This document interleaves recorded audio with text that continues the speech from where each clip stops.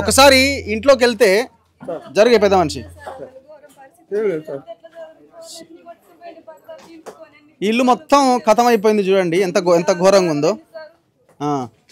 ఇందులోనే ఉండేదా మీరు? ఆగమ్మ, నువ్వు ఆగమ్మ. 20,000 సార్ ఇల్లు. మీ ఇద్దరేనా ఇల్లు ఉండేది? ఫ్యామిలీ ఎంతమంది? నలుగురు. ఇద్దరు పిల్లలా? ఫస్ట్ టైం ఇంత మునుగుడు? పోయినసారి కూడా మునిగిందా? ఏంటిది? ఎట్లా పడ్డావు? వరదలు పడ్డావు?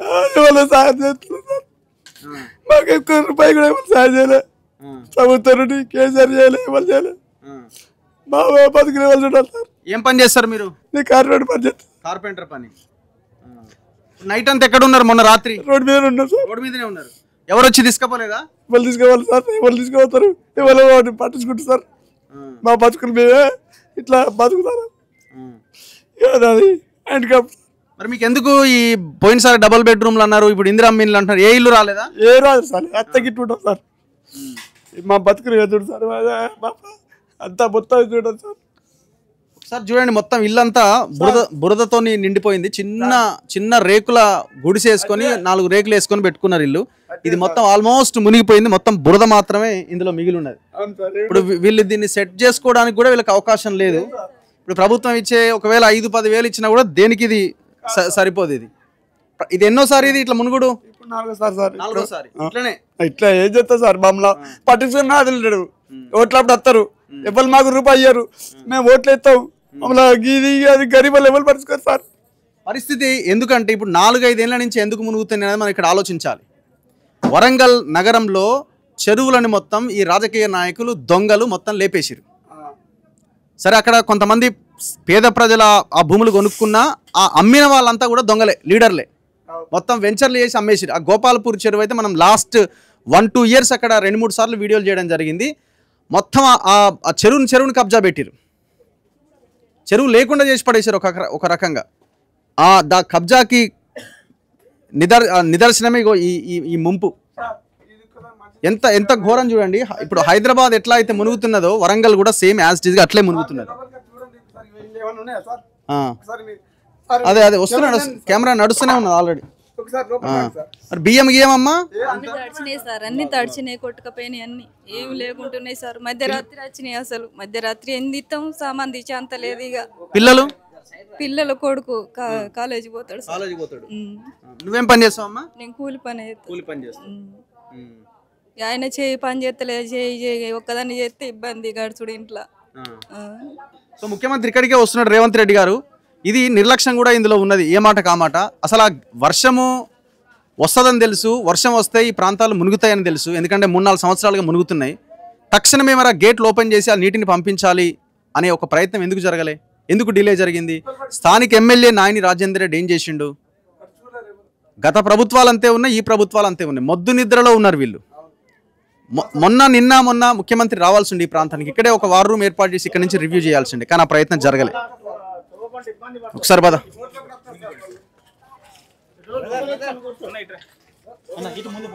నువ్వు జరుగు.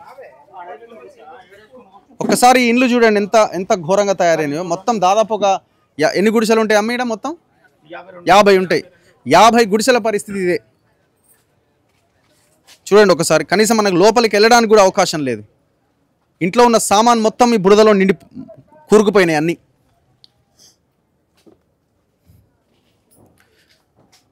ఒక్కసారి చూడండి, వాళ్ళ గిన్నెలు, వాళ్ళ బట్టలు ఏమీ లేదు ఇక్కడ. వాళ్ళ బీరువా. సో ఈ మొత్తం ఈ వరదల మునిగిపోయినాయి. దాదాపు ఈ వరద ఈ షెడ్, ఈ గుడిసె అంతా నిండిపోయింది. ఆల్మోస్ట్ ఈ షెడ్ అంతా నిండిపోయింది. ఎక్కడున్నారమ్మా? రాత్రి ఎప్పుడు స్టార్ట్ అయింది వరద? ఆ రోజు రాత్రి ఏం జరిగింది?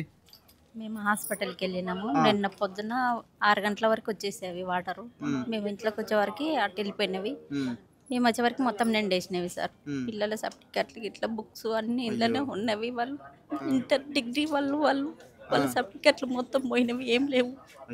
గ్యాస్ పొయ్యితో సహా అన్ని కొట్టుకుపోయినవి. మాకు ఉండేదందుకు కూడా ఇల్లు లేదు.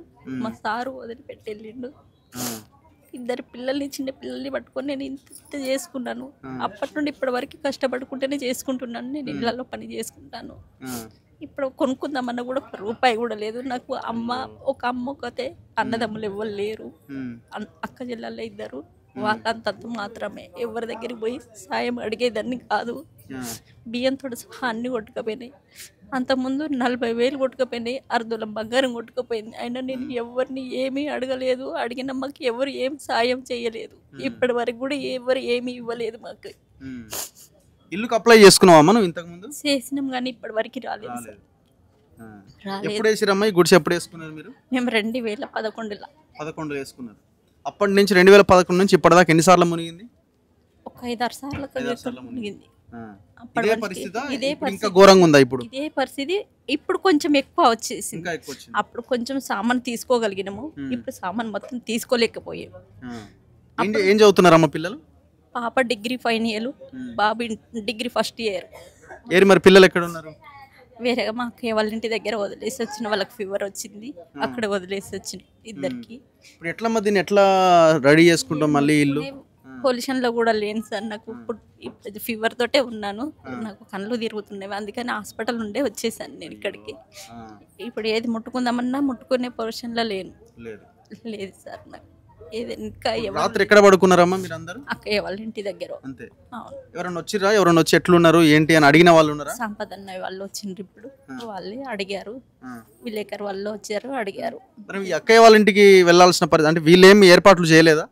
అంటే ఫీవర్ వచ్చింది కాబట్టి అక్కయ్య వాళ్ళ ఇంటికి కూడా వచ్చాయి. కాకపోతే వాళ్ళకి ఇంట్లోకి రాలేదు, దర్వాజా వారికి వచ్చాయి. అందుకని రమ్మని. ఎన్ని రోజులు పడుతుందమ్మా? మీరు ఇంత ముందు కూడా చేసుకున్నారు కాబట్టి ఎన్ని రోజుల సమయం పడుతుంది? వారం 15 రోజులు పట్టింది సార్. మేము అన్ని తోముకోవడం, అవన్నీ కడుక్కోవడం, క్లీన్ చేసుకోవడానికి వారం 15 రోజులు పట్టింది. ఇప్పుడు బండలా అమ్మా ఇవి? అవును సార్. ఇప్పుడు చేసుకోవాలి. స్పీకర్లు, టీవీ అన్ని పోయినట్టున్నాయి కదా? అన్ని కొట్టుకుపోయినాయి సార్. ఏం లేవు వండుకోవడానికి కూడా. ఇప్పుడు గిన్నెలు కూడా ఏం లేవు. చూడండి పాపం ఈ పిల్లల బుక్స్ చూడండి. అవన్నీ బుక్సే సార్. దాంట్లో వీళ్ళు రాసుకున్న బుక్స్ అంతా ఖరాబ్ అయిపోయినాయి చూడండి. ఒక్కసారి వీళ్ళ నోట్ బుక్స్ ఒకసారి చూడండి. నోట్ బుక్స్ మొత్తం ఇదే పరిస్థితి. అన్ని గుంజలు కూడా విరిగినవి సార్. ఏం కట్టుకునే పొజిషన్ లో కూడా లేను నేను. చాలా దారుణం. చూడండి ఎంత పేద ప్రజలే వీళ్ళంతా. ఇగో ఈమె చూడు, ఈ ముసలామె. ఏమమ్మా మాటలు రావా? ఎంతమంది ఉంటారు ఇందులో? ఒక్కదానివే?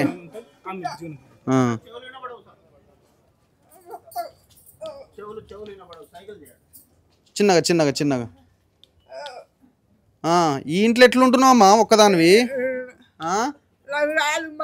మాట రాదా? ఏం పేరు నీ పేరు? ఎవరు లేరా? ఒక బిడ్డ చచ్చిపోయాడు. ఎప్పుడు? అయిపోయింది. నాకేములు ఎట్లుంటున్నావు ఇంట్లో? ఎట్లుంటున్నావు ఇంత బురదలా? మరి రాత్రి ఏడున్నావు? నిన్న రాత్రి మొన్న రాత్రి ఇక్కడనే ఉంటానా? ఇక్కడనే ఉంటానా?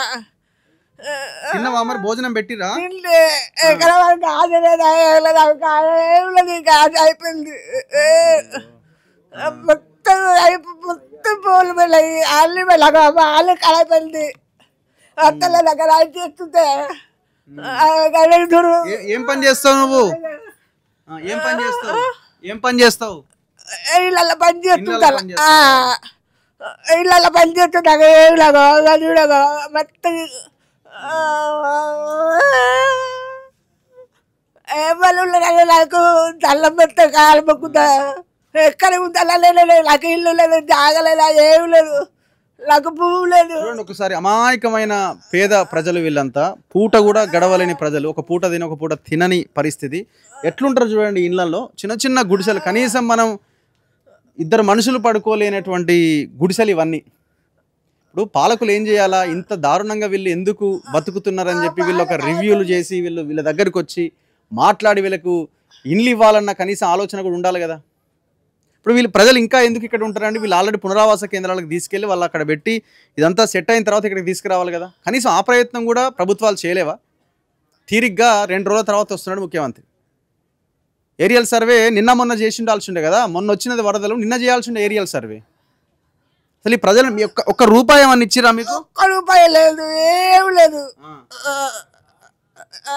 కనీసం తక్షణ సహాయం కిందనైనా ఎంతో కొంత అమౌంట్ ఇవ్వాలి కదా. వచ్చిండా సారు? రాలే ఇంకా. సో ఏ ఇల్లు చూసినా అదే పరిస్థితి.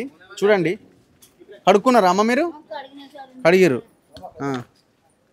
ఎంతమంది ఉంటారు ఇందులో? ముగ్గురం ఉంటారు. నైట్ ఎక్కడ ఉన్నారు మరి? నైట్ సార్ హాస్పిటల్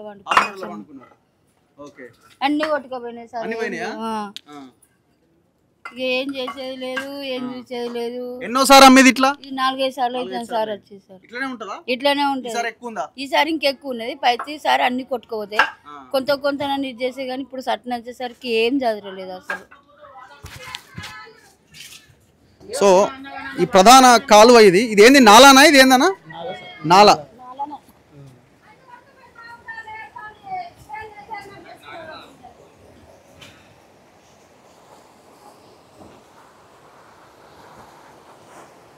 సో ఈ ప్రవహిస్తున్న నాలా పరిస్థితి ఇది. సో ఎట్లా అది కోతకు గురై ముందుకెళ్తున్నాయి నీళ్లు చూడండి. చిన్నగా. సో పైనుంచి వస్తున్న వరద ఇది. పైన ఇది గోపాల్పూర్ చెరువు నుంచేనా? సో పైన గోపాల్పూర్ చెరువు నుంచి వస్తున్నటువంటి వాటర్ ఇదంతా కూడా. ఈ వాటర్ అన్ని కాలనీలని ముంచెత్తుతూ ఇటువైపుకి ప్రవహిస్తున్నాయి. మీరు అక్కడ చూడండి, ఆ వెళ్తున్న దారి ఎంత ఉంది, వెళ్తున్న నీళ్ళు ఎంత ఉన్నాయి, అక్కడ ఎంత నేరోగా ఆ ప్రాంతం కనిపిస్తుంది చూడండి. నీళ్ళు వెళ్ళే మార్గం ఎంత నేరో ఉందో చూడండి ఒక్కసారి. ఎక్కడికక్కడ కబ్జాలే అండి ఈ వరంగల్లో. మొత్తం హైదరాబాద్కి మించిన కబ్జాలు వరంగల్లో ఉన్నాయి. మొత్తం ఈ కబ్జాలు చేసిందంతా ఈ దొంగల లీడర్లే, మొత్తం వీళ్ళే. సో చాలా దారుణంగా ఉన్నది పరిస్థితి. ఒక్కసారి వరద ఏ స్థాయిలో ప్రవహిస్తున్నదో. వర్షం తగ్గి కూడా దాదాపు 24 గంటలు అయిపోయింది, అయినా కూడా నీళ్ళు ఎట్లా వస్తున్నాయో చూడండి. పైన ఉన్న చెరువులు తెగిపోయినాయి, కూలిపోయింది ఆ ఇల్లు. ఇక్కడ మొత్తానికి నీల మట్టం అయిపోయింది. సెకండ్ ఇప్పుడు అక్కడ నుంచి వెళ్ళొచ్చు.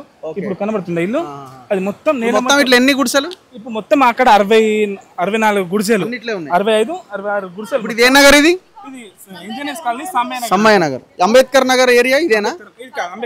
Engineers colony. ఇదెవరిదమ్మా? మీదేనా? మొత్తం పోయిందా? వండుకొని గిన్నెలు లేవు, కట్టుకొని బట్టలు లేవు, మస్తు ఇబ్బంది ఉన్నది సార్. మీకు రాత్రి తెలిసిందా వరద వస్తుందని? నైటే తెలిసింది సార్. మొన్న పొద్దున్న దాకా వర్షం పడ్డది. నీళ్ళు ఎక్కువ అయితే అంటే మేము చదువుకోలేకపోయినాం.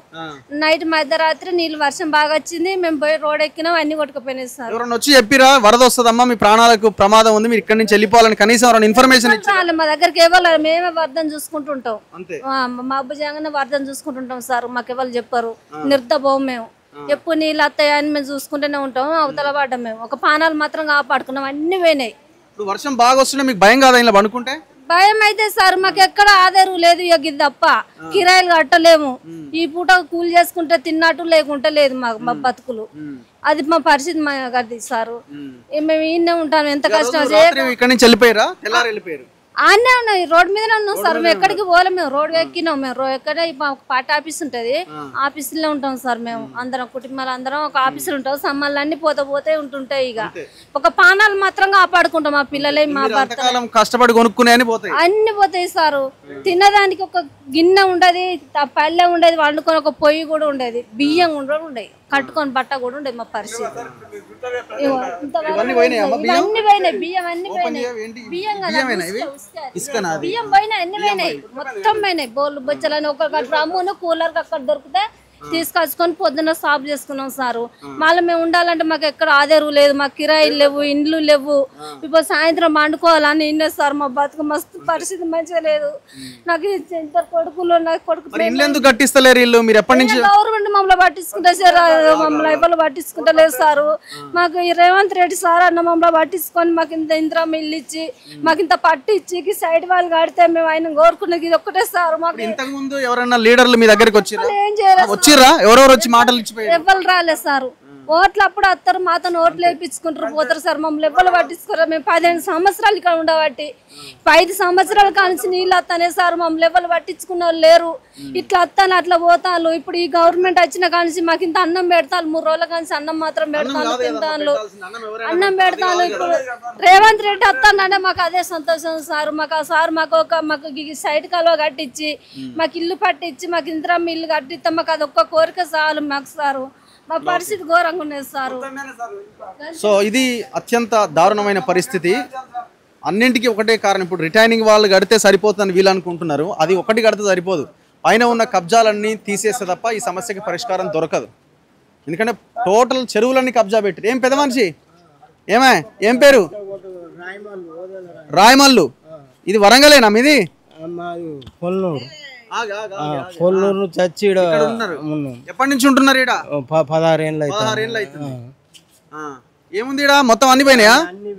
అరే అరే అరే అరే, అన్ని పోయినాయా? నాకు సరిగా కళ్ళు కనిపి ఏజ్ బార్ అయిపోయినా, మిషన్ పని చేస్తా, భార్య చచ్చిపోయింది, ఏడాది అర్థం అయింది. కొడుకుంటాడు కానీ పనికి పోయిండు.